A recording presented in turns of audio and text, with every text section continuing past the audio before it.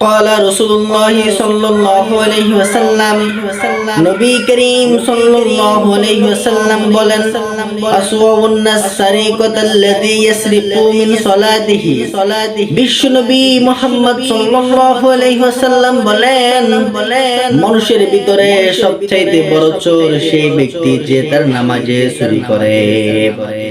এই কথা শুনে সাহাবারা অবাক হয়ে গেলেন, সাহাবারা হতভম্ব হয়ে গেলেন। তারা প্রশ্ন করলেন, ক্বালু ইয়া রাসূলুল্লাহ, হে আল্লাহর রাসূল, ওয়া কাইফা ইয়াসরিকু মিন সালাতিহি, হে নবী আবার নামাজে কেমন করে চুরি করে?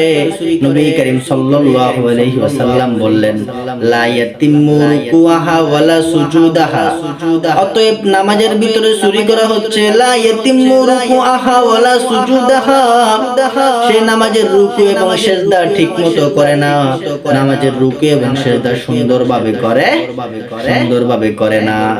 এইজন্য রাসূল করিম সাল্লাল্লাহু আলাইহি ওয়াসাল্লাম বললেন, সবচাইতে বড় চোর সেই ব্যক্তি যে তার নামাজে চুরি করে।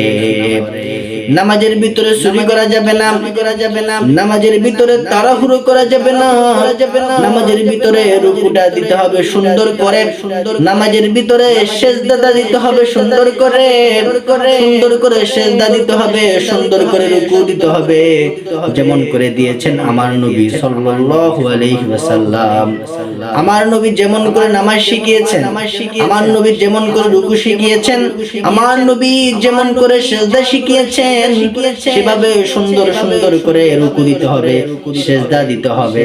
অন্যথায় রুকু এবং সিজদা যদি সুন্দরভাবে না দেয়া হয়, রুকু এবং সিজদা যদি যথাযথভাবে সুন্দরভাবে না দেয়া হয়, তাহলে নবী করিম সাল্লাল্লাহু আলাইহি ওয়াসাল্লাম তাকে সবচেয়ে বড় চোর বলে আখ্যায়িত করেছেন।